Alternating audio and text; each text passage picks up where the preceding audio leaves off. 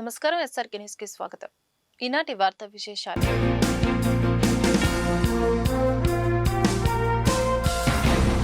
స్వీయ గణన ఈ నెలాఖరు వరకు జరుగుతుందని గుంటూరు జిల్లా కలెక్టర్ సీఎం సాయికాంత్ వర్మ తెలిపారు.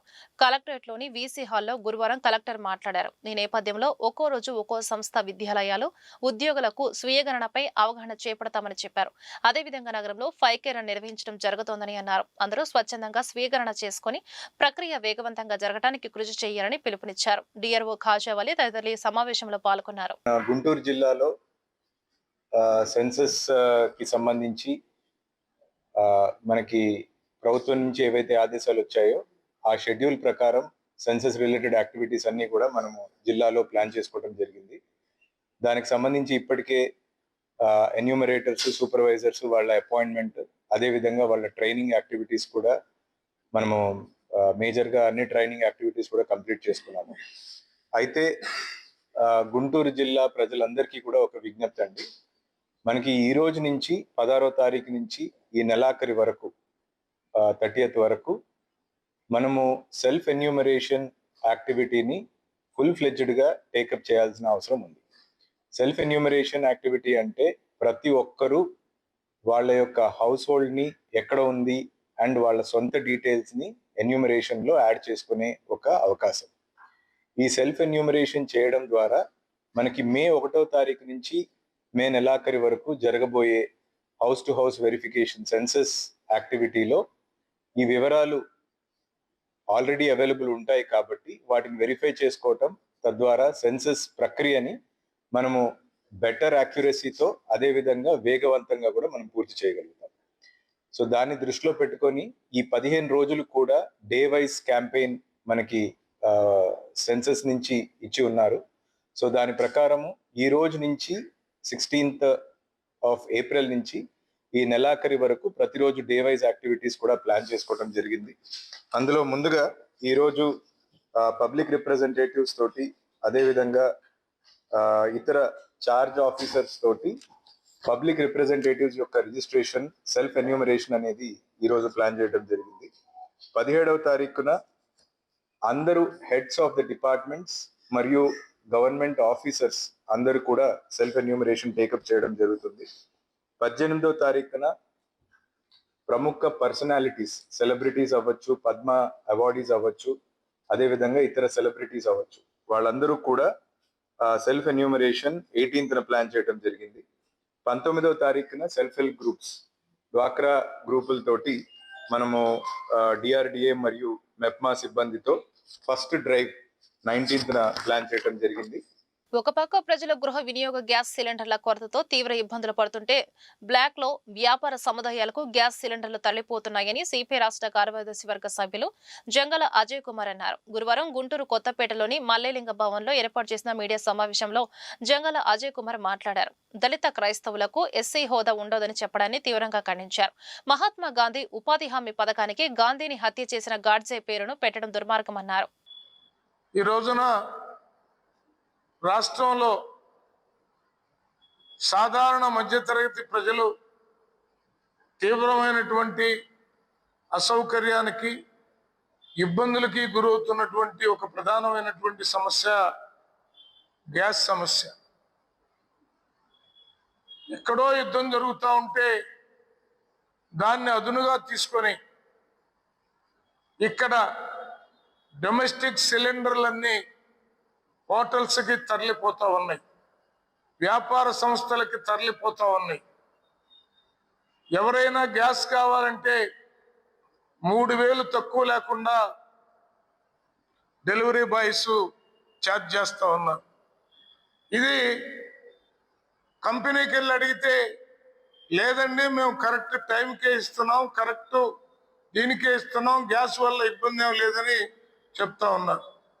కానీ ఆచరణలో ఇవాళ ఒకటే జేసీ గారికి విన్నవిస్తా ఉన్నాం.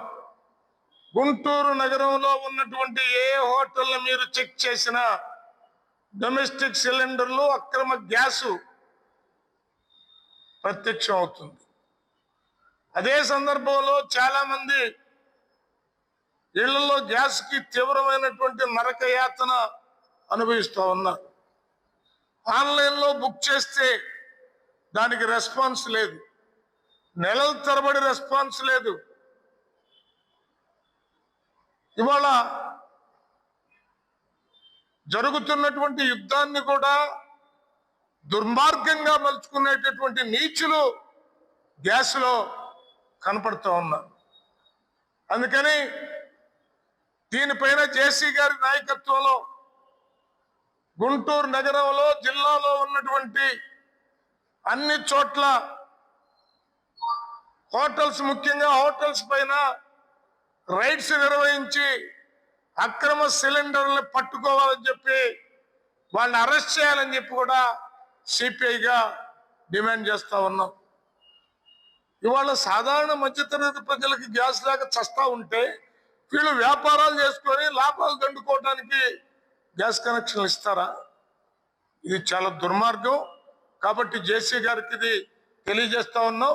జేసీ గారు కనుక స్పందించకపోతే దీని మీద దశల వారీ పోరాటానికి సిపిఐ పూనుకుంటుందని హెచ్చరిస్తా ఉన్నాం. బీజేపీ ప్రభుత్వం అధికారంలోకి వచ్చిన తర్వాత 29 కార్మిక చట్టాలను రద్దు చేసి ఏప్రిల్ 1వ తారీఖు నుండి 4 లేబర్ కోడ్లు ఇంప్లిమెంట్ చేస్తూ ఉంది. గత కొన్ని సంవత్సరాల నుండి అన్ని కార్మిక సంఘాలు, రైతు సమన్వయ సంఘాలు, వామపక్ష పార్టీలు ప్రతి సంవత్సరం బీజేపీ ప్రభుత్వానికి వ్యతిరేకంగా కార్మిక చట్టం రద్దు చేయడానికి వీల్లేదు, 4 లేబర్ కోడ్ ఇంప్లిమెంట్ చేయడానికి వీల్లేదని గత ఫిబ్రవరి 12వ తారీఖున సుమారు 25-30 కోట్ల మంది ప్రజలు రోడ్డు మీదకి వచ్చి చట్టాలు కాపాడమని చెప్పేసి నిరసన తెలియజేశారు. కానీ బీజేపీ ప్రభుత్వం మాత్రం ఇటువంటి ఆలోచన చేయకుండా బీజేపీ కార్మిక విధానాలు అవలంబిస్తూ చట్టాన్ని ఇంప్లిమెంట్ చేయాలి అని చెప్పేసి ఏప్రిల్ 1వ తారీఖు ఇంప్లిమెంట్ చేస్తోంది. మేము ఒకటే చెబుతా ఉన్నాం, స్వాతంత్రం రాకముందు, స్వాతంత్రం వచ్చిన తర్వాత ఎంతో మంది బలిదానాలతోటి, ఎంతో మంది త్యాగాలతోటి, ఎన్నో పోరాటాలతోటి కార్మిక చట్టాలు సాధించుకుంటే ఇవాళ అధికారంలోకి వచ్చిన తర్వాత బీజేపీ ప్రభుత్వం చట్టాలను రద్దు చేయడం చాలా దుర్మార్గం, చాలా అన్యాయం చెప్పేసి కార్మిక సంఘాలుగా తెలియజేస్తాను. అందుకని ఏఐటీసీ జాతీయ మహాసభలు నవంబర్లో బెంగళూరు జరుగుతూ ఉన్నాయి. అదేవిధంగా ఏఐటీసీ రాష్ట్ర మహాసభలు కూడా ఈ నెల 26, 27, 28, 29లో తిరుపతిలో జరుగుతూ ఉన్నాయి. ఈ రాష్ట్ర జాతీయ మహాసభల్లో ఏదైతే బీజేపీ 29 కార్మిక చట్టాలు రద్దు చేసి 4 లేబర్ కోడ్లు పునరుద్ధరించిందో వాటి కోసం పెద్ద ఎత్తున చర్చ జరిపి రానున్న రోజుల్లో కార్మిక 29 చట్టాలు పునరుద్ధరించాలని చెప్పేసి 4 లేబర్ కోడ్లు రద్దు చేసే వరకు ఈ దేశంలో అన్ని కార్మిక సంఘాలు కలుపుకొని పోరాటం చేస్తామని చెప్పేసి మీ ద్వారాగా మనం చేస్తాం. ఈరోజు గుంటూరు నగరంలో ఉన్నటువంటి ప్రజలు అనేకమైనటువంటి సమస్యలతో ఇబ్బంది పడతా ఉన్నారు. దానిలో ప్రధానమైనటువంటిది రోడ్డు వైండింగ్ పేరుతో, అదేవిధంగా అభివృద్ధి పేరుతో ఈ గుంటూరు నగరంలో ఉన్నటువంటి అనేక బస్ షెల్టర్లని, అనేక కూడల్లో ఉన్నటువంటి బస్ షెల్టర్లని మున్సిపల్ అధికారులు తొలగించడం జరిగింది. మనం చూస్తూ ఉన్నాం, ఇప్పటికీ ఎండలు తీవ్రంగా పెరిగిపోయి సుమారుగా 45-46 డిగ్రీలు కూడా చేరుతా ఉంది. కానీ ఈ గుంటూరు నగరంలో ఎక్కడా కూడా బస్ షెల్టర్ లేకపోవడం వల్ల ప్రజలు ఆటోలో, బస్సుల కోసం ఎదురు చూసేటువంటి కూడల్లో ఎండకి అలాడుతూ ఉన్నారు. ఈ నగరపాలక సంస్థ అధికారులు ఏదైతే ప్రజల వద్ద నుంచి పన్నులు వసూలు చేస్తూ ఉన్నారో, మీ యొక్క ఇంట్రెస్ట్ కేవలం ప్రజల వద్ద నుంచి పన్నులు వసూలు చేయడంలో మాత్రమే కాకుండా ప్రజలకు ఉపయోగకరమైనటువంటి ఈ విధమైన పనులు కూడా చేయాలని చెప్పేసి సిపిఐగా డిమాండ్ చేస్తా ఉన్నాం. అత్యంత త్వరితగతిన నగరపాలక సంస్థ అధికారులు ప్రాథమికంగా చలవ పందిర్లు వేయాలని చెప్పేసి, అదేవిధంగా ఈ గుంటూరు నగరంలో గతంలో చలివేంద్రాలు ఏర్పాటు చేసేవాళ్ళు. కానీ ఇప్పటిదాకా కూడా ఎక్కడ కూడా చలివేంద్రాలు ఏర్పాటు చేయలేదు. దానికి సంబంధించి కూడా నగరపాలక సంస్థ అధికారులు చొరవ తీసుకొని చలవ పందిళ్ళు, చలివేంద్రాలు, ఉచిత మజ్జిగ సంబంధించినటువంటి సేవా కార్యక్రమాలు కూడా చేయాలని చెప్పేసి సిపిఐగా సూచిస్తా ఉన్నాం. అదేవిధంగా ఈ గుంటూరు నగరంలో ఎక్కడ చూసినా కూడా రోడ్లు, కాలువల పేర్లతో తోవేసే ఉన్నారు. జరిగేటువంటి అభివృద్ధికి సిపిఐగా ఆహ్వానిస్తా ఉన్నాం. కానీ కాంట్రాక్టర్ల యొక్క నిర్లక్ష్యం వల్ల ఎక్కడ కూడా క్రమబద్ధీకరణ లేకుండా తొలినటువంటి రోడ్లు కాలువలకు సంబంధించిన గుంతలు ఏవైతే ఉన్నాయో వాటి పనిని క్రమబద్ధీలో పూర్తి చేయకుండా ఒక చోట తోవి మళ్ళీ వేరే చోట పనులు ప్రారంభించడం, ఇక్కడ ఈ పనిని ఆ విధంగా ఆపేయడం వల్ల ప్రధానమైన రహదారి అయినటువంటి లక్ష్మీపురంలోనే ప్రజలు చాలా తీవ్ర ఇబ్బందులు పడతా ఉన్నారు. హాలీవుడ్ బాలీవుడ్ సెంటర్ నుంచి ఉద్యోగుల సెంటర్ వరకు కూడా రోడ్లు తోమి ఉండడం వల్ల రోడ్డు ఇరుకైపోయి అత్యంత ట్రాఫిక్ కలిగినటువంటి ఆ ప్రాంతంలో ప్రజలు తీవ్రమైన ఇబ్బందులు పడతా ఉన్నారు. నగరపాలక సంస్థ అధికారులు దానిపైన కూడా దృష్టి పెట్టాలి, పనిని త్వరితగతిన పూర్తి చేయాలని చెప్పేసి సిపిఐగా డిమాండ్ చేస్తా ఉన్నాం. అదేవిధంగా ఈ గుంటూరు నగరంలో ఉన్నటువంటి అతిపెద్ద ఈ గుంటూరు జిల్లాకే తలమానికమైనటువంటి గుంటూరు ప్రభుత్వ వైద్యశాల ఏదైతే ఉందో ఆ వైద్యశాలలో అనేక ఆరోగ్య సమస్యలతో ప్రజలు వస్తా ఉన్నారు. కానీ గుంటూరు ప్రభుత్వ వైద్యశాలే అనేక సమస్యలతో కొట్టుమిట్టాడుతా ఉంది. గుంటూరు లక్ష్మీపురం మెయిన్ రోడ్ లో వేగా జ్యువెలర్స్ ప్రారంభోత్సవ కార్యక్రమం గురువారం ఘనంగా జరిగింది. సినీ నటుడు నందమూరి బాలకృష్ణ అతిథిగా హాజరై షోరూం ని లాంఛనంగా ప్రారంభించి మాట్లాడారు. సినీ నటి Dimple Hayathi, Vega jewellers chairman Bandlamudi Rammohan Rao, managing director Vanama Naveen, executive director Vanama Sudhakar తదితరులు పాల్గొన్నారు. తమ అభిమాన హీరో బాలకృష్ణను చూడటానికి అభిమానులు క్యూ కట్టారు.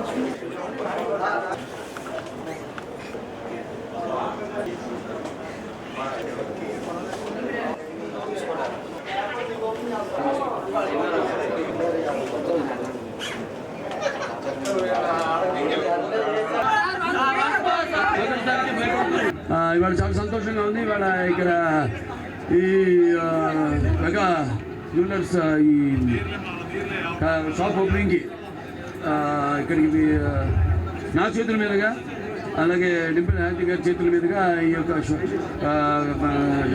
షాప్ని ప్రారంభించడం చాలా సంతోషంగా ఉంది. ఎందుకంటే మాకు మెగాకి ఒక ఏదో తెలియని ఒక అంటాం మనం ఏ పూర్వజన్మ సుకృతం భావసురాణి జన్మంతా సౌహృదాని అని. అంటే ఏదో పూర్వజన్మలో కొంతమందితో మన పరిచయం ఉంటే ఈ జన్మలో ఎంతో కొంతమంది ఒకరిద్దరినో పొందొచ్చని. కానీ వాళ్ళకి నాకు ఏమిటో ఈ అనుబంధం, అలా వాళ్ళకి నా మీద నమ్మకం, అలాగే వాళ్ళ పని మీద వాళ్ళ ఏదైతే అందించాలన్న ఒక మంచి కొత్త కొత్త లక్ష్యాలు కానీ దేశవ్యాప్తంగా ఉన్న కేవలం మన ఆంధ్ర తెలంగాణ రాష్ట్రాలే కాదు, తెలుగు రాష్ట్రాలే కాదు, పక్క రాష్ట్రాల నుంచి కూడా ఏవైతే నక్షీలు ఉన్నాయో వాటిని శోధించి పరిశోధన చేసి రీసెర్చ్ అండ్ డెవలప్మెంట్ అది తీసుకొచ్చి ఆ డిజైన్లు కూడా ఇక్కడ మన వాళ్ళకి అందుబాటులో పెడుతున్నామంటే మరి అందుకే నేను మెగా జ్యువెలర్స్ ఒక ఫ్యాన్ని. నేను ఇవాళ ఇది 5వ షాపు ఓపెనింగ్ ఇవాళ జరిగింది. గుంటూరుకి చాలా పెద్ద హాయ్. ఈరోజు చూశాను బాలకృష్ణ గారి చేతుల మీదుగా ఈరోజు వేగా జ్యువెలర్స్ ఓపెన్ అవ్వడం నాకు చాలా సంతోషం. అందులో నేను కూడా పాలు పంచుకోవడం నాకు ఇంకా సంతోషం. And he's a legend. జై బాలయ్య అనడానికి నిజ స్వరూపం అది. So thank you for having me here Vega jewellers. ఇంకా ఎన్నో మీతో కలిసి ఇంకా చాలా స్టోర్స్ ఓపెన్ చేయాలని కోరుకుంటున్నాను. ఇక్కడ చాలా కలెక్షన్ చూశాను. మీ పెళ్ళిళ్ళకి, పార్టీస్కి, ఫంక్షన్స్కి అన్నిటికీ one stop, that is your Vega jewellers. And అన్ని collections, nakshi, diamond, gold from all states. So I'm very happy to be here. Thank you for having me here. Thank you. Balakrishna గారి చేతుల మీదుగా ఇది మేము 4వ బ్రాంచ్ ఓపెన్ చేసుకోవడం జరుగుతుంది. ఇంతకుముందు మాకు 3 బ్రాంచ్లు ఓపెన్ చేశారు. ఆయన దయ వల్ల ఇది 4వ బ్రాంచ్ ఓపెన్ చేయడం జరుగుతుందండి. ముందు కూడా చాలా బ్రాంచ్లు ఓపెన్ చేయాలని, మా కస్టమర్లందరికీ సరైన సేవ అందించుకోవాలని మేము కోరుకుంటున్నామండి. ఈ ఓపెనింగ్ సందర్భంగా చాలా ఆఫర్లు పెట్టాము. అక్షయ తృతీయ సందర్భంగా 16 నుంచి 26 వరకు చాలా ఆఫర్స్ ఉన్నాయండి. ఈ ఆఫర్స్ని ఈ గుంటూరు పక్కన ప్రజలు కానీ గుంటూరు వాళ్ళు కానీ చాలా మంచిగా ఉపయోగించుకుంటారని, ఈ ఆఫర్ అందరికీ ఉపయోగపడుతుందని కోరుకుంటున్నాము. 26వ తారీఖున లక్కీ డ్రా తీయడం జరుగుతుందండి. దాంట్లో 5 డైమండ్ నెక్లెస్లు ఇవ్వడం జరుగుతుంది. అంతా అవకాశాన్ని వినియోగించుకుంటున్నారని కోరుకుంటున్నాము. గోరంట్ల శ్రీ వెంకటేశ్వర స్వామి ఆలయంలో ఈ నెల 19వ తేదీ నుండి ప్రత్యేక పూజలు జరగనున్నాయి. ఆలయం నిర్మించిన 25 వసంతాలు పూర్తయిన సందర్భంగా రజతోత్సవం, అష్టబంధన, మహా సంప్రోక్షణ సహిత మహా కుంభాభిషేకం నిర్వహించనున్నారు. అదేవిధంగా 59 అడుగుల జీవ ధ్వజస్తంభ పునఃప్రతిష్ఠ మహోత్సవం జరగనుంది. ఈ కార్యక్రమానికి సంబంధించిన పోస్టులను ఆలయ కమిటీ చైర్మన్ కంచర్ల ఆంజనేయులు, అధ్యక్షుడు ఎర్రంశెట్టి వేణుగోపాల్, కమిటీ ప్రతినిధులు గజవల్లి శివనారాయణ, గోలి ధనలక్ష్మి, డాక్టర్ దేవరశెట్టి సురేష్, ఆళ్ల శివారెడ్డి తదితరులు విడుదల చేశారు. విశేష పూజలతో ఈ నెల 23వ తేదీ వరకు కార్యక్రమాలు కొనసాగుతాయని వారు వెల్లడించారు. ఈ కార్యక్రమంలో అందరూ పాల్గొని విజయవంతం చేయాలన్నారు. ప్రత్యేకంగా 23వ తేదీన జరిగే ధ్వజస్తంభ పునఃప్రతిష్ఠ మహోత్సవంలో అనేక మంది ప్రముఖులు పాల్గొంటారని తెలిపారు. భక్తులు విశేషంగా హాజరై దైవ దర్శనం గావించాలని సూచించారు.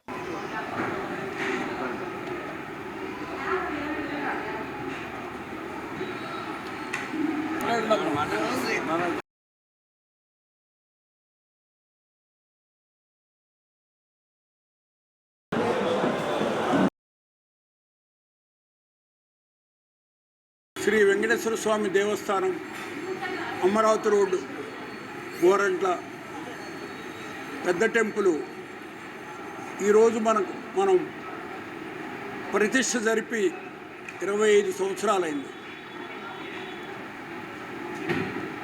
ఈరోజు 25 సంవత్సరాల సందర్భంగా రజతోత్సవం చేయబోతున్నాం.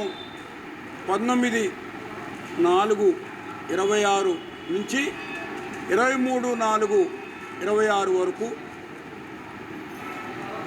23వ తారీఖు చాలా ముఖ్యమైన దినము. ఆ రోజు ఉదయం ధ్వజస్తంభం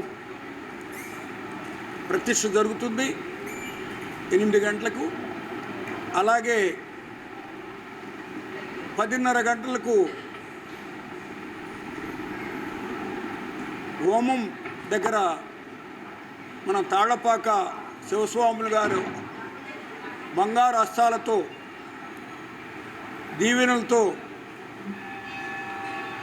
హోమంలో కార్యక్రమాలు జరుపుతూ, ఆ తర్వాత 11 గంటలకి మహాకుంభాభిషేకం. అంటే మీ అందరికీ తెలిసిన విషయమే. మనల్ని సిల్వర్ జూబిలీ అంటారు, స్వాముల్ని రజతోత్సవం అంటారు. ఇక్కడ ఒక గొప్ప, మన దేవస్థానానికి ఒక గొప్ప విశేషం ఉంది. ఈ దేవస్థానము 25 సంవత్సరాల కింద మనమే నిర్మించుకున్నాము. మనమే స్వామివారికి రజతోత్సవం చేస్తున్నాం. ఈ స్వామివారు మనందరి మీద ఎంతో ప్రేమతో ఆశీస్సులు ఉండబట్టే మనమే నిర్మించుకొని మనమే రజతోత్సవం చేస్తున్నాం అంటే చాలా గొప్ప విశేషము. స్వామివారి ఆశీస్సులు మనందరి ఎందుకు ఉండబట్టే ఇది జరుగుతుంది. ఇంకో శుభదినం, నిన్న ఈ దేవస్థానానికి సంబంధించిన